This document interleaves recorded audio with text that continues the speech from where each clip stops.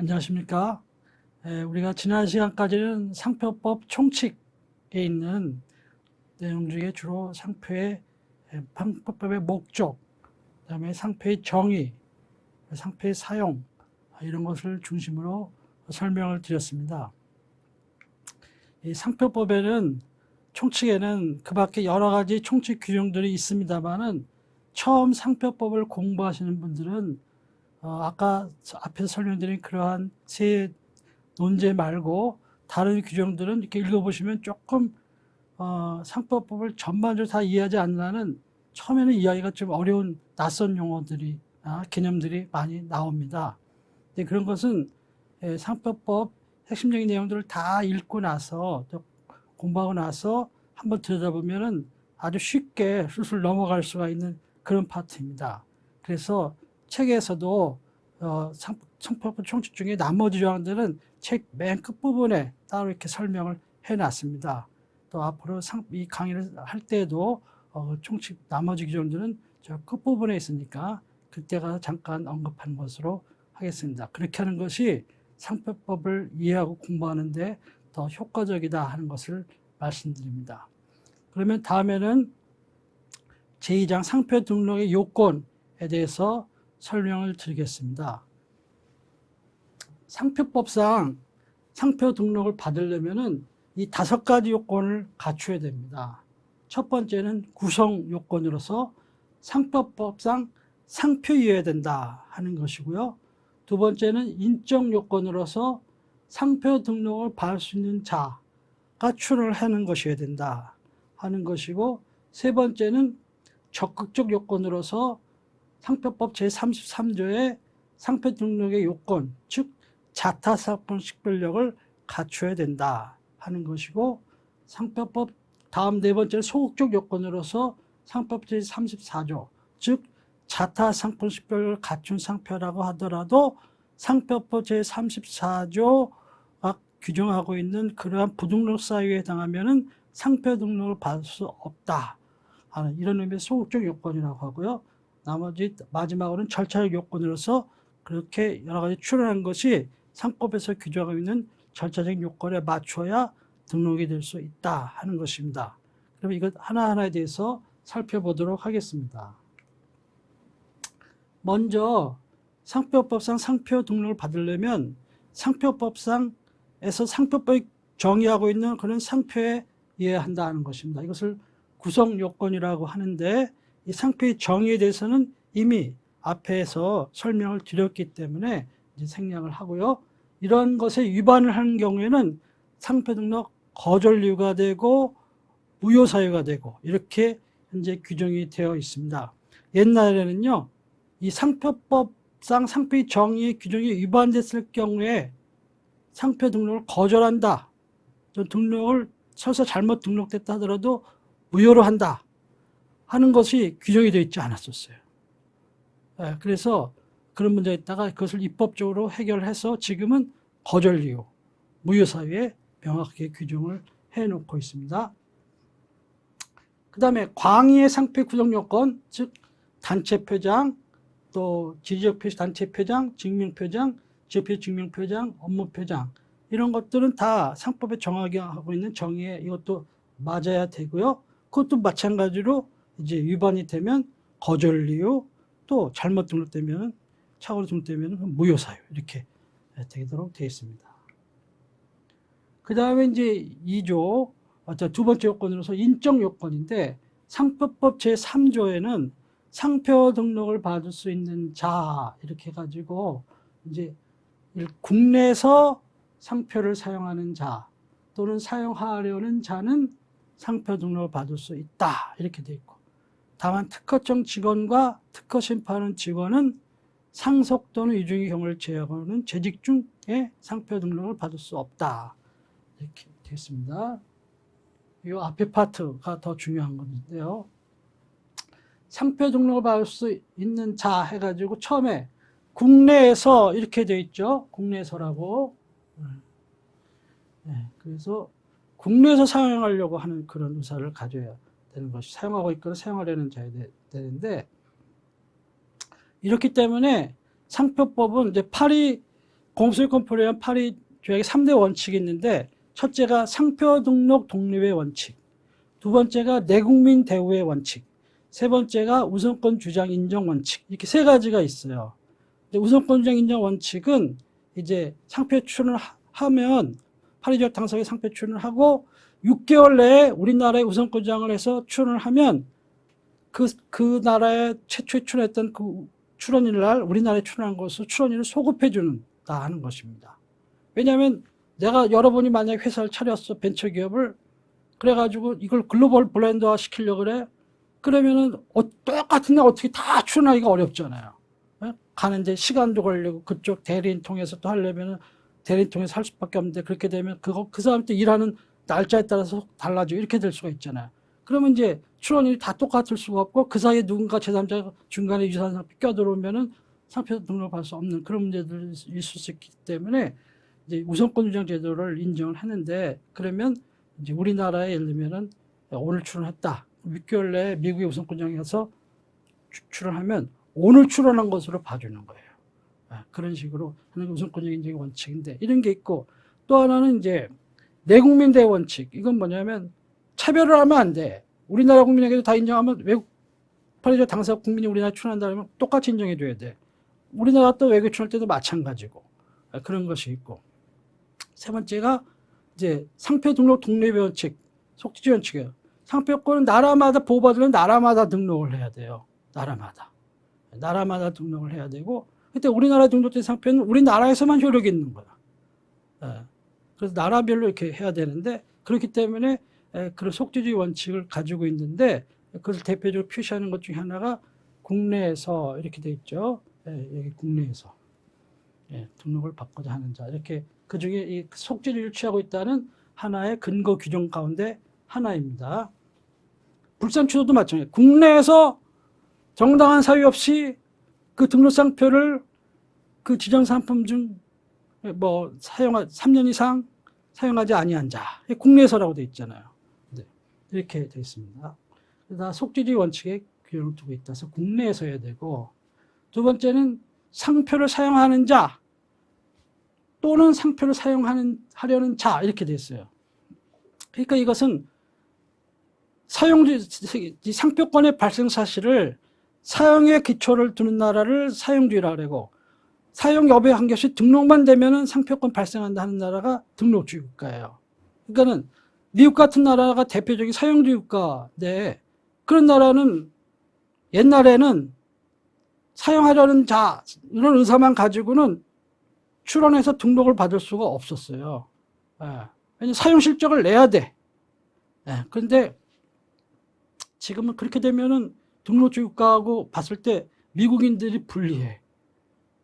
왜냐면은 자기는 사용해야만 등록이 되고, 외국인은 사용하지 않아도 막 상표권 막 확보할 수가 있는 그런 문제가 있어요. 그래서 이게 이제 레이건 행정부 때 법 바꿔. 이래가지고 intent to use, 사용하려는 자, 또 출원할 수 있어. 그러나 사용지 근간을 무너뜨리지 않기 때문에 그 대신에 등록 결정 나고 등록증 받으려면은 그 다음 사용적이 있다는 걸 내야 돼. 그래야 등록증을 내줘요.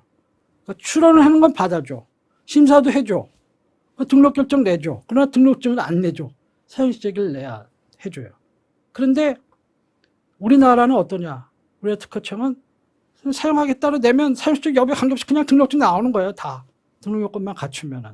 이런 것이 이제 사용주의 국가하고 등록주의 차이인데, 우리나라는 상표를 사용하려는 자도 등록을 받을 수 있다 이렇게 돼 있잖아요. 그렇기 때문에 등록주의 국가다. 상표법의 기본 원칙 가운데 아까 처음에 제가 상표 유래 때 설명드린 것처럼 은혜주의와 권리주의가 있을 때 우리나라는 권리주의, 사용주의와 등록주의가 있을 때 우리나라는 등록주의. 나머지 것들은 그때 나오면 설명을 드리겠습니다. 그래서 그 다음에 사용자는 자기의 상표를 등록받을 수 있다 이렇게 돼 있어요. 남의 상표 등록받으면 안 되죠.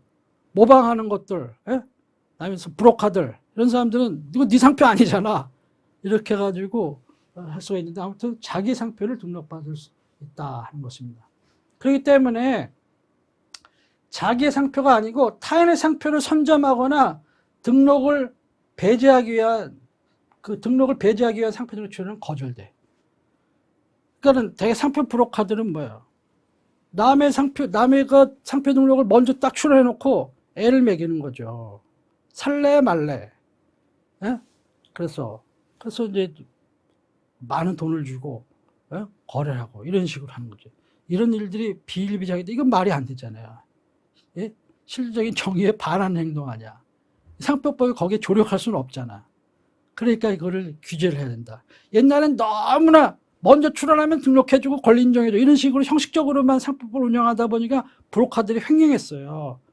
이것이 진정의 법 정의를 실현한다는 법의 목적에 반하는 거 아니에요. 그러니까 이래서 안 된다 해가지고 법의 해석을 점점 엄격하게 해오고 브로커들 막는 쪽으로 해왔는데 여기도 이제 그런 식으로 심사 기준이 마련된 것이고요. 또 등록을 배제하기 위한 목적은 뭐냐? 이거는 주로 이제 보면은 큰 회사들이 특히 많이 얘기를 해요.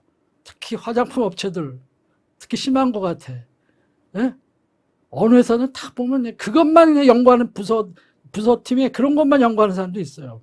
그래갖고 뜨는 것 같으면 얼른 출원해버려. 그러면은 예를 들면 경쟁회사들이 시장에 들어오질 못해. 예? 그게 늦어지거나 들어오질 못하거나 이런 거죠. 예. 글로벌적인 어떤 좋은 상표 이름을 하나 찾아가지고 등록하는 것이 쉬운 게 아니에요. 특히 글로벌 마켓을 대상으로 했을 때는 더더욱 그게 쉬운 게 아니에요. 예? 소니 스토리 그 자서전 읽어보면은 그 CEO가 그 소니라는 이름을 어떻게 만들었는지 또 워크맨이라고 옛날에요. 여기 휴대 타고 다니는 농기 있었거든요. 그런 것을 이름을 하나 줄 때 거기에 맞는 이름을 하나 고르는데 얼마나 힘들었는지. 왜냐하면 해놓으면 다 비슷한 게 다 있는 거예요. 예. 우리나라에만도 막 지금 뭐 100몇십만 개가 있는데 전 세계 따져봐 얼마나 상표들이 많아요. 그러니까는 그걸 다 피해가지고 이거를 짓는다는 것이 너무너무 힘들어. 그리고 클라이슬러 자동차 옛날에 리 아야코카라고 그 CEO 했던 사람도 그 자서전 보면은 그 머스탱 그 브랜드 이름 만들 때 얼마나 그 힘들었는지 그 스토리가 적혀 있고 그 소니 스토리에도 보면 워크맨 탄생할 때 얼마나 그 브랜드 이름 찾는데 힘들었는지 그 사람이 뭐라 하냐면 바닷가의 모래사장에서 사금 파리 그 금 찾는 거랑 만큼 그렇게 힘들었다는 거예요. 이런 식으로 하는데 이런 것처럼 하는데 이런 것을 자꾸 시장을 진입을 막기 위해서 막 대기업들 간 경쟁업체를 못 들어가게끔 또 경쟁에 좋은 브랜드 못 쓰게끔 막 출원하는 경우도 있을 수 있거든요. 근데 이것이 아무튼 타인의 상표를 선점하거나 타인의 상표 등록을 배제하기 위해서 그런 경우가 있는데 그런 경우에는 이제 등록은 거절된다 하는 것이 타인의 상표를 등록 배제하기 위해서. 그 다음에 증명표장을 출원하거나 등록을 받은 자는 그 증명표장과 동일 또는 유사한 표장을 상표로 등록받을 수 없다. 이런 제한이 있어요. 증명표장, 증명업을 하는 사람은 그거를 증명표장으로도 등록을 하고 또 나 상표로도 하겠어요. 상표는 건 뭐야? 자기의 상품에 쓰겠다는 거 아니에요. 근데 증명표장이라는 건 뭐야? 타인의 상품을 대상으로 해야 된다고 정규정에 나와 있었잖아요. 말이 안 되는, 모순되는 거 아니에요. 그러니까는 등록을 받을 수 없다 하는 거예요. 그래서 요거는 잘 유념 안 한 것이 있는데 요 조항 잘 유념을 하셔야 됩니다. 그 다음에 사용하려는 자 이렇게 되어 있는데 이때 사용하고자 하는 자의 경우에 사용이라는 것은 이제 실질적인 사용 의사에 돼요. 또 사용도 실질적으로 사용하고 있거나 또 실질적인 사용 의사가 있어야 돼요. 이것을 이제 미국법에서는 bona fide intent to use, 선의의 사용 의사, 실질적으로 진정으로 사용할 의사가 있어야 된다는 거죠. 근데 이제 그런 게 아니고 이 명목상에 사용 의사가 있는 것처럼 보이게 하는 거, 또 실제 쓰지도 않고 토큰 유스, 명목상의 사용 이런 것은 안 된다 하는 것입니다. 그래서 실질적 사용 의사가 존재해야 되고요.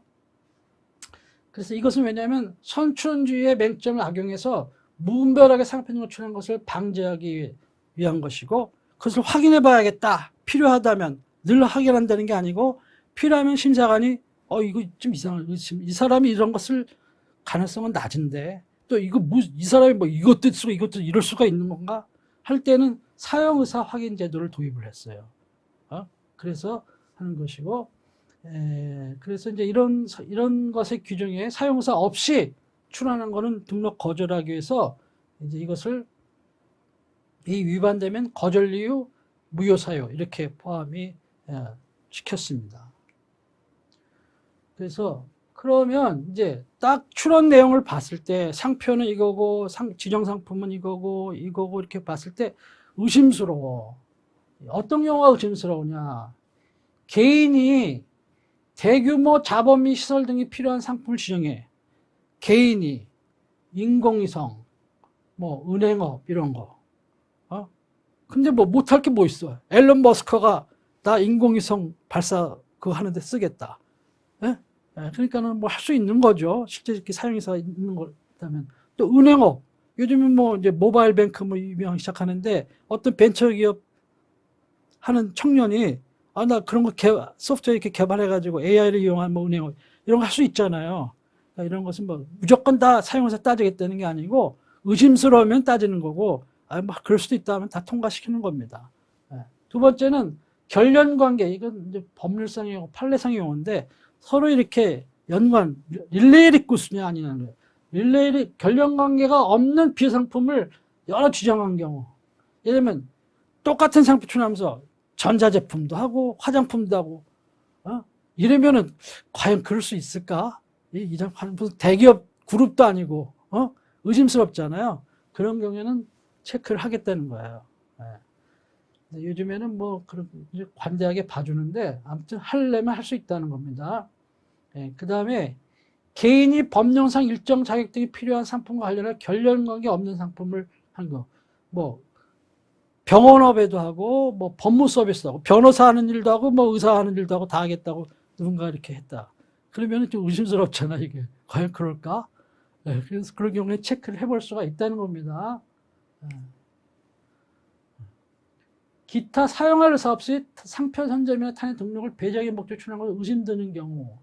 여기인데 이제 대표적인 요즘에 많이 문제가 되는 거죠. 연예인 또 요즘에 뭐 연예인 소녀시대 얘기했죠. 21도 있고 실제 있었던 일들 뭐 요즘에 또 아까 얘기한 영탁 막걸리 영탁 뭐 이런 문제.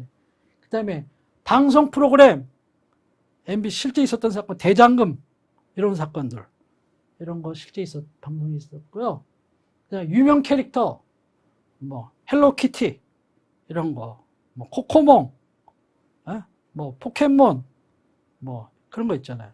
둘리 뭐 이런 식으로 이런 것을 명칭을 2개 이상의 비상품을 지정해 출하는 경우, 또 특정 또는 다수의 상표를 다수의 비유 상품에 출하는 경우, 아까 설명드린 거고, 가맹본부 법인의 프랜차이즈 상표를 법인의 대표자 등 개인이 출하는 경우, 세월호 사건 유병헌이 그런 식으로 했다고 신문에 보도 나오는 것 같은데 옛날에 그래갖고 막 이렇게 돈을 이렇게 가지고 했던데 그게 사실인지 아닌지는 잘 모르겠습니다만 만약 사실이라면은 그런 게 있을 수가 있어요. 그래가지고 지금도 마찬가지야. 프랜차이즈 가맹업체들이 상표를 설립자가 법인 이름으로 이렇게 가맹본부 법인 이름으로 출원하는 게 아니고요. 자기 개인 이름으로 출원해서 등록을 해가지고 라이센스를 줘 법인한테. 그리고 법인 자금을 로열티 명목으로 다 그냥 빼가는 거야. 상당 부분을. 에? 아니면은 그 너무 좀 노골적이니까 자기 부인 명의로 다 등록을 해. 그러고 부인이 본부한테 라이센스, 마스터 라이센스 주고 마스터 라이센스 프랜차이즈 본부 업체는 또 거기 가맹한 가맹업체한테 서브 라이센스 주는 거, 서브 프랜차이즈들한테. 이런 식으로 해가지고 돈이 다 부인한테 가게끔 한 경우도 있다는 얘기죠. 그런 경우, 이제 그럼 뭐 막 몇백 건씩만 출원을 해. 백종원 씨처럼 개인적으로 실질적으로 쓰겠다고 하는 거야 문제가 없는데 만약에 의심스러운 경우라면 의심 체크를 해본다는 얘기입니다. 그 다음에 타인이 이미 제조, 판매, 수입 품목 허가 신고를 한 의약품과 동일한 의약품 명칭을 상표에 출하는 경우, 이거는 공중보건위생상 큰 문제가 발생할 수가 있죠. 예를 들면은 뭐 저기 막 이 코로나 사태에 뭐 백신을 만드는데 모더나, 뭐 노바백스 이래가지고 누군가가 등록을 딱 했다고. 그래서 막 짝퉁 모더나가 날리고 노바백스가 돌아다닌다고 쳐봐요. 어떤 사태가 벌어지겠어요? 심각하죠. 심각할 수가 있다고. 여러분, 전 세계 총 교역량, 무역량 중에 약 5%가 짝퉁이에요. 짝퉁. 예? 그런 것이 옛날 타임즈 잡지에, 뉴스위크 잡지에 WTO에서 보고 나온 적이 있다고. 그럼 어느 정도로 짝퉁을 만드느냐? 뭐 가방이나 뭐 넥타이나 뭐 의류만 만들면 좋아. 근데 뭐야? 약도 만들어. 비행기 부품도 만들어. 비행기 떨어지면 어떡하려고. 자동차 부품도 만들어. 자동차 회사들 아마 골몰상도 회사들도 있을걸요? 예? 중국에서 짝퉁 부품 들어가지고 막 뭐야? 순정 부품 쓰는 게 아니고 막 짝퉁 부품 쓰고, 예? 그것이 마모가 팍 부서져가지고 자동차 사고 나고 이럴 수도 있거든요. 그런데 심각한 문제는 농약 있잖아요. 농약. 짝퉁 농약이 나타나가지고요. 이거를 또 아프리카에서 비행기 태워가지고 쫙 농약을 뿌렸는데 다 죽었어, 농작물이. 그래갖고 그 나라가 기근에 빠져가지고 엄청나게 국가적으로 재앙을 받은 때도 있어요. 이런 것처럼 짝퉁 상품은 굉장히 위험한 거예요. 여러분이 나중에 변리사 되고 이렇게 되면은 직업적 소명감을 가지고 그런 것을 철퇴를 내리는데 직업적 소명을 가지고 하시는 것이 바람직하다 말씀드립니다. 그다음 미성년자가 단독으로 출원하거나 미성년자만 공동으로 출원한 경우, 이런 경우에는 사실은 이제 원래 할 수는 있어요. 그래서 법정 대리인의 이제 그 동의가 있어야 되고, 그 다음에 이제 만약에 특허청 잘 모르면은 변리사인 여러분을 임의 대리인으로 선임을 하겠죠. 예, 그래가지고 위임장이 이제 2개가 들어가. 법정 대리 동의서가 들어가고 또 그렇게 여러분의 위임장이 들어가고 이렇게 해가지고 서류를 해서 이제 내야 됩니다. 그래서 이것은 사실은 이게 이름이 10대 그룹 있잖아요. 그 영그룹들, 예, 영그룹 이런 연예인들 이런 애들이 이제 그 상표 출원하고 그 연예기획사가 해야 되느냐, 내 거니까 내 예명이니까 내가 해야 되고 내 노래니까 내가 해야 되고 연예인 이런 식으로 해서 많이 이제 문제가 되는 수도 있거든요. 그런 경우에 이제 이런 것을 분쟁이 있기 때문에 그런 경우에 이제 이런 것이 문제가 될 수 있습니다. 그래서 이런 걸 체크하기 위해서, 심사하기 위해서 상표 사용 계획서라는 것을 제출하게 되어 있는데, 이게 심사 기준에 있는 내용이에요. 그냥 참고로만 보시면 됩니다. 이런 걸 외울 필요는 없지만, 그러면 이제 현재 출원하고 있는 사업이 뭐냐?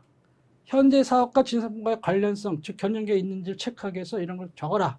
또 미사용 진상품에 대해서 앞으로 어떻게 사용할 계획이냐? 이런 거 해가지고 했습니다. 그래서 옛날에 초기 이재들 도입할 때는 이런 것을 제출하고 자꾸 많이 요구했는데, 최근에는 이제 그걸 좀 심사를 완화해서 이렇게 운영을 하고 있는 그런 태세입니다만, 또 모르죠. 사회적으로 또 이렇게 이슈화 되면 또 다시 엄격하게 심사를 하게 될지, 그런 것은 모릅니다만은, 아무튼 이런 것처럼 실질적 사용을 하고 있거나 실질적 사용 의사가 있어야 된다 하는 것입니다. 그 다음에 특허청 직원과 특허 심판원 직원의 경우에는 상속 또는 유증의 경우를 제외하고는 재직 중 상표 등록을 받을 수가 없다. 그것은 상표 행정 업무의 공정성을 기하기 위한 것이다. 이에 위반되면은 이것도 거절리유 무효 사유 이렇게 될 수가 있어요. 그래서 이런 경우에는 좀 3인이 심사는 원래 이제 단독으로 하는데, 이런 경우에는 3인이 협동해서 협의 심사를 하는데, 특허청 재직자가 상표 등록 출원 후 그 출원을 타인에게 이전하는 경우, 그렇게 되어 있는 경우 있거든요. 네. 그 다음에 재직 중 상표 등록 출원 후 퇴직하는 거야. 그리고 상표 등록을 받아. 그 다음에 퇴직 후 2년 이내에 상표 등록을 출원하는 경우. 그 다음에 또 상표법 51조 소정 상표 전문 기관의 재직자가 상표를 출원하는 경우. 이건 뭐냐면은 이 특허청이 워낙 이제 출원이 많으니까 이게 동일 유사 상표가 있냐 심사하는 것이 굉장히, 옛날 같으면 그렇게 많지 않을 때는 심사관들이 이렇게 일일이 다 심사를 했어요. 체크를 하고. 지금은 너무 많아요. DB와 데이터 하더라도 시간이 많이 걸린다고. 시간이 많이 걸려요. 그렇기 때문에 이것을 다 하기가 효율적이지 않으니까는 상표 전문 조사기관이라는 것을 만들었어요. 그래서 그걸 해보겠다 그러면 여러분도 그런 회사를 만들어도 돼. 그런 DB 갖추고 이렇게 해가지고 특허청에 심사 신청하면 그 기관으로 인정받으면 여러분도 그 기간이 될 수가 있는 거예요. 그러면은 뭐 건당 특허청에서 한 건당 뭐 얼마 주는지 몰라요. 나 요즘에 뭐 10,000원 주는지 50,000원 주는지 모르겠으나 물량이 예를 들면 1년에 뭐 10만 건이든 뭐 5만 건이든 받는다면 그 적은 돈은 아니거든요. 그러니까 오로지 그냥 조사만 전문적으로 해주는 거야. 여기 상법에서 배우는 식별력하고 유사 여부에 대한 걸 잘 공부를 하셔가지고 상표 동의서 이런 거 잘 하셔가지고 하면은 얼마든지 할 수가 있어요. 별로 자격이 없다 하더라도 있으면 더 좋은 것이고 그렇게 해가지고 하게 되면은 이제 이런 걸 해줄 수가 있어요. 그 대신에 거기 하다 보면은 뭐야 정보를 많이 알게 되잖아요. 그런 사람이 이렇게 출나고 이렇게 되면 충돌문 이해관계 충돌 문제가 생길 수 있잖아요. 그래서 그런 사람들은 대신에 이런 재직 중에 재직자 상표를 출원해가지고 등록을 못 받게끔 이렇게 제한을 두고 있다 하는 것입니다.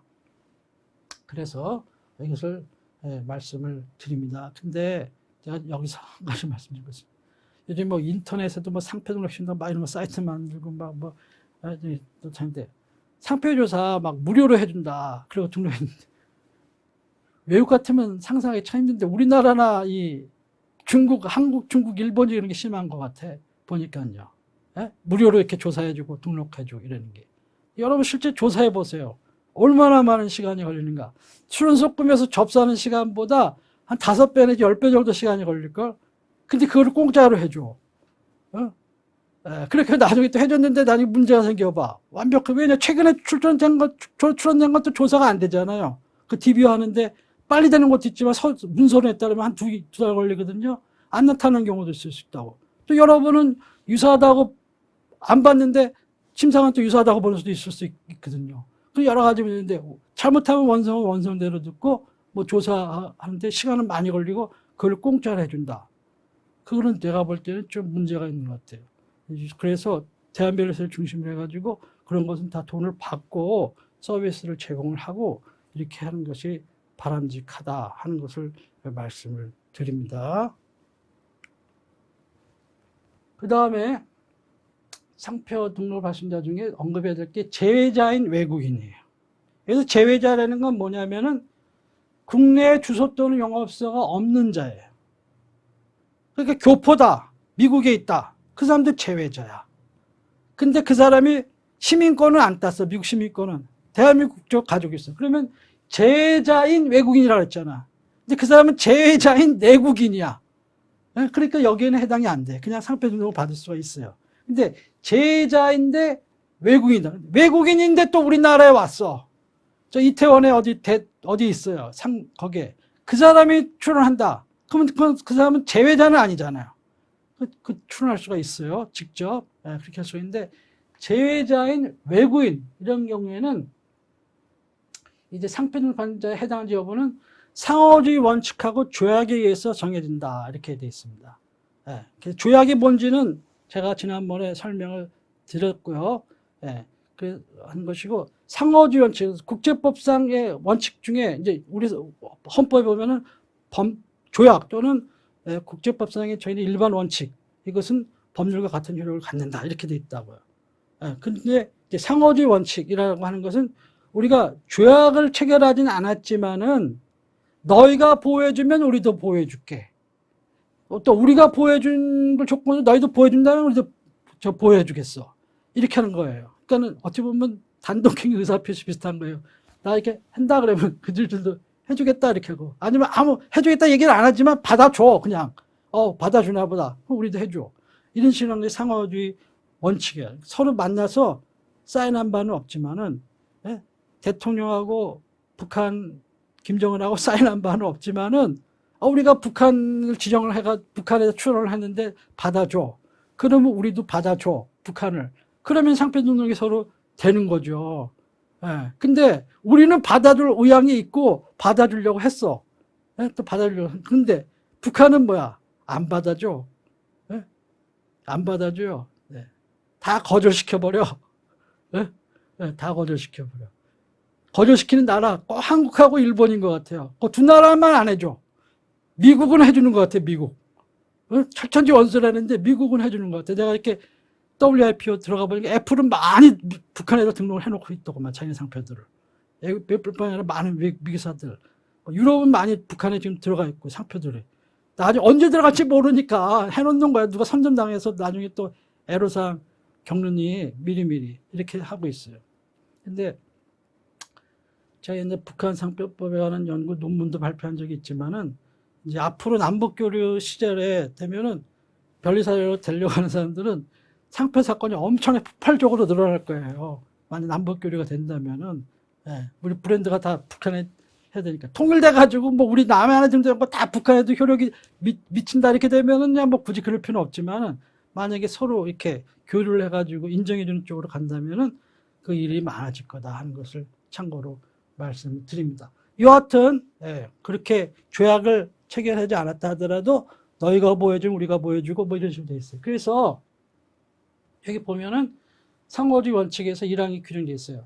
그 외국인이 속하는 국가에서 대한민국 국민에 대하여 그 국민과 같은 조건으로 상표권 또는 상표에 관한 권리를 인정하는 경우, 그러면 우리도 해주겠다는 거예요. 두 번째는 대한민국이 그 외국인에 대하여 상표권 또는 상표에 관한 권리를 인정하는 경우에는 그 외국인이 속하는 국가에서 대한민국 국민에 대하여 그 국민과 같은 조건으로 상표권 또는 상표에 관한 권리를 인정하는 경우, 이런 경우에도 마찬가지죠. 이것도 상호주의 원칙에 인정해 준다는 거예요. 그 다음에 조약 및 이에 준하는 것, 이하 조약이란다 이렇게 돼 있죠. 제가 먼저 시간에 말씀드렸습니다만 이 조약이라는 것은 국제법상 광의의 뜻을 의미하는 것이다. 의정서, 협정, 헌장, 협약, 이런 거 다 그 명칭이 여하튼 간에 양 국가 간의 당사자 간의 어리먼트다. 이러면 그거는 다 조약이다 하는 거예요. 따라 상표권 또는 상표에 관한 권리를 인정하는 경우 이렇게 됐습니다. 이렇게 상호주의 원칙이 1항, 2항이고 조약이 3항인데 이에 따라서 상표등록 거절 인정을 해주고 이게 위반되면 상표등록 거절 이유나 상표등록 무효 사유 이렇게 해당한다 하는 것이에요. 남북한의 경우에 있어서는 이거 외국인이 아니잖아. 외국인이. 그러니까 특별한 조항이나 특별한 법적인 조치가 필요하다 하는 거예요. 네. 그래서 그런 것이 필요할 수도 있다 하는 거예요. 근데 아무튼 WR 마드리드를 통해서 북한도 마드리드 당사국이니까 마드리드를 통해서 우리가 출원하면서 북한을 지정을 해가지고 출원을 한다. 이랬을 때는 원칙은 유엔 서로 갖고 있으니까 해줘야겠죠. WIPO라는 것은 유엔 전문 기구고 유엔 WIPO가 관할하는 조약 중에 하나가 마드리드니까 인정을 해줘야 되는데 북한은 일단 접수는 하는 것 같아요. 돈은 챙겨. 근데 등록을 안 해줘. 거절. 다 이제까지 보니까. 최근에도 뭐 남북 분위기 싹 좋아졌을 때 제가 보니까는 롯데인가? 롯데그룹이 롯데그룹 맞고 열심히 그 마드리드에서 주는 건데 제가 체크해 보는데 맞는 건지 모르는데 거의 그 당시 그 보니까 다 거절된 것 같아요. 거절 이거 본 것 같아요. 아무튼 그렇다는 것입니다. 그래서 근데 이제 이렇게 이게 외국인 제의자 외국인 경우는 그런데 이게 상표 등록 당시에는 출원해가지고 등록받을 당시에는 아까 말씀드린 그런 상호주의 원칙이라든가 조약에 따라서 그 제의자 외국인이 요건을 다 갖췄어요. 상표 등록 받을 수 있는 권리를. 그래서 출원해가지고 등록을 받았어. 등록을 받았는데 그 이후에 이 나라가 우리나라의 양자조약을 파기를 한다든지 어떤 다자조약에서 탈퇴를 했다든지 이렇게 돼가지고 그리고 상호주의 원칙도 적용이 안 되고 이래가지고 제의자 외국인으로서 상표 등록 받을 수 있는 지위를 상실을 하게 되는 경우도 있다 하는 거예요. 그런 경우가 있을 수 있는데 그런 경우에는 그러면 어떻게 되느냐. 그런 경우는 후발적 무효사유에 해당합니다. 그래서 후발적 무효사유에 하면 이제 심사관이나 이해관계인이 그걸 사유로 심사를 청구할 수가, 무효심판을 청구할 수가 있어요. 그렇게 되면은, 그래가지고 무효심결이 확정이 되었다라고 하면은 이제 그 상표권은 소멸이 되는데 원칙은 그 후발적 무효사유에 해당하게 된 때부터 소멸이 되는 거예요. 초과의 조약 탈퇴라든가. 탈퇴라도 무조건 그 탈퇴는 아니죠. 탈퇴라도 그로부터 언제부터 효력이 발생한다면 그날이 되겠죠. 아무튼 그렇게 소멸이 되는 것이고. 근데 이것을 확정할 수가 없는 경우, 특정할 수가 없는 경우, 언제인지 그런 경우에는 이제 무효심판을 청구를 하잖아요. 무효심판을 청구를 하면은 그 청구 사실이 상표 등록 원부, 트레이드마크 레지스터라고 그래요. 상표 등록 원부, 부동산 등기부처는 상표 등록 원부가 있거든요. 거기에 무효심판이 청구되었다라고 하는 것이 이렇게 예고 등록이 돼요. 예? 예고 등록 일자는 오늘이야. 이제 무효심판은 예를 들면은 그저께 청구됐어. 그러면 청구일자는 그저께 날짜가 적히고 이것이 등록한 이런 예고 등록 날짜는 오늘이 등록 날짜가 적히겠죠. 그러면 이 청구한 날짜, 예? 이제 공시된 때, 그러니까 오늘 날짜부터 상표권을 소멸된 것을 이렇게 본다 하는 것입니다. 그래서 청구 내용이 상표등록부에 공시된 때부터 없었던 것으로 본다 하는 것이 후발적 무효사유에 해당한다 하는 것을 말씀드립니다. 그 다음에 이제 광의의 상표 등록을 받을 수 있는 자, 그것도 위반하면 등록 거절 이유 무효사유에 해당하는데, 우선 단체 표장 등록을 받을 수 있는 자는 상품을 생산, 제조, 가공, 판매하는 서비스 제공자가 공동으로 설립한 법인이어야 된다 이렇게 얘기했죠. 그렇게 하고 소속 단체를 가진 법인격 있는 단체만 등록받을 수 있고, 여기 법인이라고 되어 있기 때문에 개인, 자연이라든가 법인격 없는 단체 이런 데는 단체 표장 등록을 받을 수가 없어요. 그 다음에 출원인은 법인 하나여야 돼. 출원인 법인 하나여야 되고 둘 이상의 출원인이 공동으로 출원할 수가 없어요. 이게 유의냐면 둘 이상의 출원인이 공동 출원할 수가 없다. 그 다음에 증명표장을 출원하나 등록받은 자는 그와 동일 유사한 표장을 단체 표장으로 등록받을 수가 없어요. 그런 점이고, 그 다음에 지리적 표시 단체 표장 등록받은 자는 그 지리적 표시 사용할 수 있는 제품을 생산, 제조, 가공, 판매나 서비스 제공은 단체 표장이 있지만 증명 표장이 없다 그랬죠. 그 법인이 하나다 이렇게 돼 있어요. 그리고 이제 지리적이라는 표시이기 때문에 이 지리적이라는 개념이 굉장히 중요합니다. 그래서 법인의 주된 사무소 소재지가 당해 지역에 위치하고 있어야 돼요. 또 소속단체원의 주소지나 생활 근거지, 또 사무소, 또 생산, 제조, 가공을 위한 토지나 공장 등 주요 설비 이런 것들도 당해 지역에 위치하고 있어야 돼요. 이런 것이 좀 다른 점이고, 그 다음에 이런 것을 여기에 위치하고 있다라는 것을 입증하기 위해서 그 입증 자료를 제출을 해야 돼요. 그 다음에 소속단체원의 경우에는 이런 생산이나 제조나 가공하는 자가 이해야 되지만은, 그러나 이것만을 전업으로 하고 있는 자여야 되는 것은 아닙니다. 다른 업도 하면서 그것도 하면은 멤버십이 되는 거예요. 멤버가 될 수가 있다 하는 것입니다. 근데 출원인 생산자 단체에는 둘 이상의 법인, 개인 또는 단체 등 소속단체로 포함될 수 있어요. 그러니까 소속단체원은 개인만 되는 게 아니에요. 어떤 생산자 단체도 들어갈 수가 있는 거예요. 그래서 A라는 생산단체, B라는 생산단체 이런 것들이 다 모여가지고 또 어떤 법인을 만들 수 있거든요. 멤버가 자격이 소속단체의 자격이 꼭 개인에 하나지는 않는다. 그렇지만 출원은 이는 단일해야 돼요. 그러니까는 멤버가 갑이라는 개인, 그리고 A라는 단체, 생산자 단체, B라는 생산자 단체 이렇게 해가지고 예를 들어서 X라는 그러한 법인을 만들었다. 출원을 이 X 이름으로 해야 되는 거죠. 하지만 멤버들은 이런 사람들이 다 될 수가 있다 하는 그런 것입니다. 증명표장을 등록받을 수 있는 자는 아까 정의에서 얘기한 것, 앞서 정리한 것처럼 상품의 특성을 증명하고 관리하는 것을 업으로 할 수 있는 자가 타인의 상품에 대해서 그 특성을 충족하는 것을 증명하는 데 사용하기 위해서만 증명표장을 받을 수가 있고, 자기 영업에 관한 상품 사용하는 경우에는 안 된다 그랬죠. 그 다음에 상표, 단체표장 또는 업무표장을 출원하나 등록받은 자는 그와 동일 또는 유사한 것을 증명표장으로 등록받을 수 없습니다. 그 다음에 증명표장은 단체표장과는 달리 여기 뭐라 했어요? 법인이 아니고 자라고 돼 있어요. 자라고 돼 있기 때문에 법인뿐만 아니라 개인도 이렇게 될 수가 있다. 그래서 법에서는 자나 이는 natural person, 자연인, 즉 개인하고 legal person, 법인으로 나올 수 있다. 그래서 여기서 자는 그 둘을 다 포함하는 거다.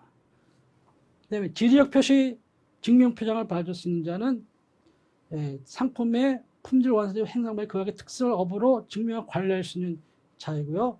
법인뿐만 아니라 개인도 출원인 전격을 가질 수 있습니다. 그러나 출원인이 개인인 경우에는 그 개인이 그걸 증명할 수 있을까라는 것을 한 것을 엄격하게 심사하게 돼 있고요. 그 다음에 지리적 표시 증명 표시는 자기 영업에 관한 상품을 사용하려는 경우는 등록받을 수 없죠. 이건 타인 상품을 전제로 하는 거기 때문에 그 밖의 경우에는 지리적 표시 단체 표시라는 사항을 적용합니다. 업무 표장 등록을 받을 수 있는 자는 또 국내에서 영리를 목적으로 하지 않은 업무를 하는 자는 자기 업무 표장 등록을 받을 수가 있습니다. 여기서 주의할 것. 첫째는 비영리 업무를 하고자 하는 자죠. 영리를 목적으로 하지 않냐 이렇게 되어 있기 때문에. 그 다음에 여기서 하는 자 이렇게 되어 있지 않습니까? 하는 자. 그러니까 하고자 하는 자는 등록받을 수가 없어요. 그것이 상표하고 다른 점이야. 그 다음에 영리를 목적으로 하는 업무라고 했는데 영리 업무를 주 목적으로 한 자는 또 당연히 등록받을 수 없고, 그 다음에 국내에서 이렇게 되어 있지 않습니까? 근데 외국에서만 이렇게 비영리 업무를 하는 자는 업무 표장 등록을 받을 수가 없다 하는 것입니다. 그 다음에 제자인 외국인이 업무 표장 등록을 받으려고 하면 어떻게 되느냐? 그러면 국내에서 비영리 업무를 하고 있다는 경영사실 입증을 해야 돼요. 하고 있다. 하려는 게 아니고, 하려는 걸 입증하는 게 아니라 하고 있는 것을 국내에서 입증해야 되고, 그 다음에 업무 표장도 자 이렇게 돼 있지 않습니까? 그렇기 때문에 법인뿐만 아니라 개인도 등록받을 수가 있고요. 그 다음에 자연인, 즉 개인인 경우에는 대신에 본인이 그 지정 업무와 관련 비영리 업무를 하는 자라는 것을 입증하는 자료를, 공신력 있는 자료를 내야 돼요. 네. 그 다음에 상법상 주식회사, 법인 등이 출원하는 경우, 이런 경우에는 이게 맞지가 않잖아요. 비영리 업무를 하는 거죠. 그래서 그건 거절류 통지를 하게 되고, 증명표장을 출원하거나 등록받은 자는 그와 동일유사한 표장을 업무 표장으로 등록받을 수가 없다 하는 것입니다. 이제까지 상표의 등록 요건 가운데 구성 요건과 인정 요건에 대해서 설명을 드렸습니다. 감사합니다.